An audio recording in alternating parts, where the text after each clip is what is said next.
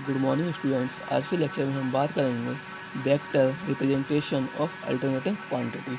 इसका मीनिंग क्या होता है? प्रत्ययवर्ती राशियों का सदिश प्रदर्शन। देखते हैं इसमें क्या होता है। हमारा प्रयत्न यह रहता है कि हमें ज्या साइन तरंग प्रत्ययवर्ती बोल्टता तथा धारा प्राप्त हो, परंतु ताक्षणिक मानों के समीकरण जैसे E=EM साइन ओमेगा टी या small i=IM sign omega T सदैव नहीं होते हैं। अतः प्रत्ययवर्ती राशियों को तरंग रूप से अथवा ताक्षणिक मान देने वाली संख्या वाली समीकरण E=EM साइन ओमेगा टी या I=IM साइन ओमेगा टी द्वारा प्रदर्शित करना बहुत कठिन होता है। यह तरंग साइन वेव राशियों को सदिश विधि द्वारा दर्शाना आसान होता है। सदिश राशियों का सदिश राशि एक भौतिक राशि है जिसका परिमाण तथा दिशा दोनों होते हैं।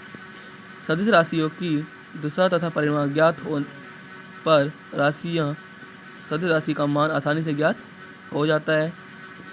किसी संदर्भ अक्ष से झुकाव उस राशि की दिशा तथा रेखा के सिरे पर दिया गया तीर का निशान राशि की दिशा, जो दिशा तीर दिया जाता है उसके आगे राशि के, वो राशि की दिशा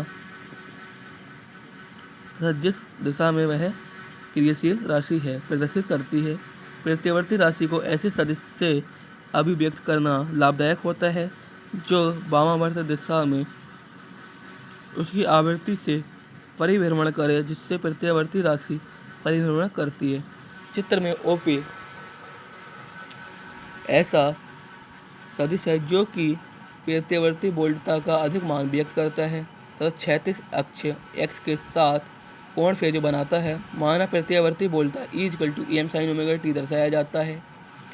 सदिश के ऊर्ध्व अक्ष y पर पड़े प्रक्षेपण से वैद्युत वाहक का ताक्षणिक मान OM मतलब ये हमारा OM है, ये OM=OP साइन ओमेगा टी, ठीक है। E=OA साइन ओमेगा टी यानी कि EM साइन ओमेगा टी आ गया हमारा। ये हमने ग्राफिकल रिप्रेजेंटेशन लिए कि ये हमारा साइन वेव में लिए। तो ये इट शुड बी नोटेड, यह नोट किया जाता है दैट कि ए लाइन ऑफ OP, जो लाइन हमारी OP की,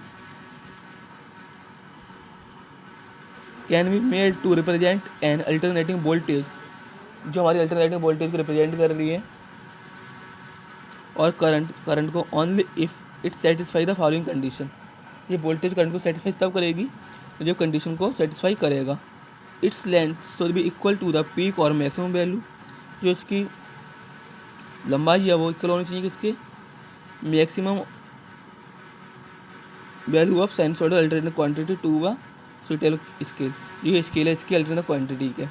it should be in the horizontal position, यह मतलब हॉरिजॉन्टल पोजीशन होनी चाहिए at the same instant, same point पे at alternating quantity is zero, जब अल्टरनेटिव क्वांटिटी जीरो हो, एंड इंक्रीजिंग पॉजिटिवली, और पॉजिटिवली इंक्रीज करेगा। थर्ड वाला its angular velocity should be such that it completes one revolution in the same time, मतलब ये एक revolution complete करेगी चक्कर सेम टाइम पे, as taken by the alternative quantity to complete one cycle, जैसे हम अल्टरनेटिव क्वांटिटी को एक साइकिल में कंप्लीट करने में लेते हैं। अब देखते हैं AC through pure ohmic resistance only, शुद्ध प्रतिरोध परिपथ। माना कि प्रयुक्त वोल्टता को निम्न समीकरण द्वारा दिखाया गया है। Small v BM sign omega T, यानी कि BM साइन ओमेगा टी ले सकते हैं क्वेश्चन 1। R आया ओमीय प्रतिरोध, I ताक्षणिक मान आया। हम जानते हैं कि प्रयुक्त वोल्टता परिपथ में प्रतिरोध के वोल्टता पार बराबर होगी। B हमारा क्या होगा, voltage drop, B IR। Equation 1 मान लिया हमने। समीकरण 1 और 2 को दोनों को इक्वल रख देंगे तो हमारा क्या आएगा, देखिए हमारा B साइन ओमेगा टी है, यहाँ B IR है, तो दोनों को बराबर रखेंगे तो आएगा हमारा B sign omega T IR। यहाँ से I की वैल्यू निकालेंगे तो आएगा I ये R अपॉन में जाएगा, ये फिर तो आएगा I B M upon R sign omega T. माना I का मान अधिक होगा जबकि साइन ओमेगा टी का मान इकाई यूनिट होगा। हमारा I का मान अधिक होगा जब हमारा साइन का मान यूनिट होगा, मतलब साइन ओमेगा टी का साइन थीटा साइन थीटा का मान मतलब 90 होगा, तो तभी तो 1 मिलेगा, तो हमारा आई का मान अधिक होगा। अतः समीकरण 3 इस प्रकार लिख सकते हैं, इसको हमने हमारा बी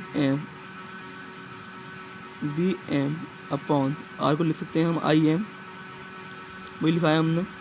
देखिए साइन ओमेगा टी, समीकरण 1 व 4 की तुलना करने पर हम समीकरण 1 और 4 की तुलना करेंगे कि प्रत्यावर्ती वोल्ट तथा धारा एक ही फेज में है, जैसा कि चित्र में दिखाया गया है। देखिए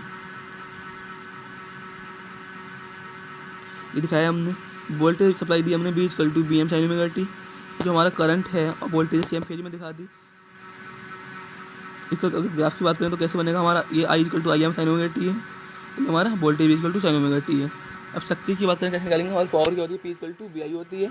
इस टाइम पावर निकालेंगे तो हो जाएगा P equal to B I. ताक्षणिक का मान क्या होता है हमारा, बी का मान क्या था B M sine omega T, आई का मान था I M sine omega T, तो ये आ जाएगा B M I M sine omega sine square omega T. जब इसको साइन ओमेगा स्क्वायर को खोलेंगे तो हो जाएगा 1 minus cos 2 omega t upon 2 बाहर ले लो तो आ जाएगा B M I m upon 2 1 minus cos 2 omega t. इसके अंदर मल्टीप्लाई करेंगे V M I m by 2 की, तो आ जाएगा B M I m by 2 minus V M I m by 2 cos 2 omega T. तो क्या है, इस केस में 5 मान लो। समीकरण 5 से स्पष्ट है कि शक्ति समीकरण V m by I m by 2 स्थिर भाग है, अतः V M I m by 2 cos 2 omega t बदलने वाला भाग है, जिसकी आवृत्ति वोल्ट तथा धारा समीकरण दोगुनी है। एक पूर्ण चक्कर के लिए V M I m by 2 cos 2 omega t का औसत मान 0 होगा, अतः एक पूर्ण चक्कर के लिए शक्ति का मान क्या होगा, इसको लिखेंगे V m by 2, V M I m by 2 को लिखेंगे V m by root 2 by I m by root 2 हो जाता हमारा, तो हम इसको लिख सकते हैं P equal to V by I watt. P क्या है, प्रीवियस वोल्टेज का आरएमएस मान है, आई प्रीवियस धारा का आई आरएमएस मान है। अब देखिए हमारा जो ग्राफ था वो ये था ना, आई करंट ये था, पी का ये था, लेकिन हम मल्टीप्लाई करेंगे P equal to B I, ये हमारा पी का मान निकाल रहे हैं, तो हमारा क्या हो जाएगा, ये इतना ये मल्टीप्लाई करके डबल आ जाएगा ये। अभी देखिए माइनस का ये प्लस का आ जाएगा, वो भी ये, तो हमारा ये पॉजिटिव में रहेगा, तो हमारा पी का मान आ गया। चित्र से स्पष्ट है कि चक्र का कोई भी भाग किसी समय ऋणात्मक नहीं है, या दूसरे शब्दों में शुद्ध प्रतिरोधी परिपथ के लिए शक्ति कभी शून्य नहीं होती। हम ये कहते हैं, मतलब चित्र में देखकर कह सकते हैं इस पावर का कोई मान ऋणात्मक नहीं है, या कह सकते हैं हमारा जो हमारा शुद्ध प्रतिरोधी परिपथ है उसके लिए हमारा धारा का मान शक्ति का मान 0 होता ही नहीं है, क्योंकि वोल्टता तथा धारा दोनों का ताक्षणिक मान सदैव धनात्मक या ऋणात्मक रहता है, अतः दोनों गुणनफल हमेशा धनात्मक होगा। स्टूडेंट्स आज के लेक्चर में इतना ही पढ़ेंगे। Thank you.